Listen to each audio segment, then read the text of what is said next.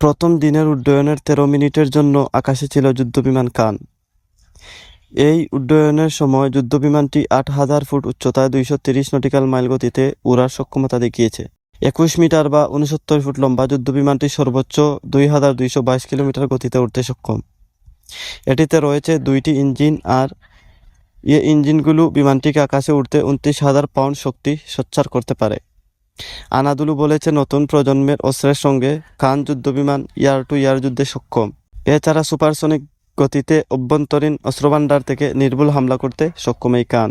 বর্তমানে general electric F-110 engine দিয়ে চললেও টার্কিশ ইঞ্জিন নিয়ে ২০২৮ সালে আকাশে উড়াল দেবে কান যুদ্ধবিমান। ২০১৬ সালে এই যুদ্ধবিমান তৈরির প্রজেক্ট শুরু হয়। তখন বলা হয়েছিল ২০২৮ সালে টার্কিশ বিমানবাহিনীর কাছে প্রথম বিমানটি বুঝিয়ে দেওয়া হবে, কিন্তু তার অনেক আগেই বিমানগুলো আকাশে উড্ডয়নের জন্য তৈরি হয়ে গেছে।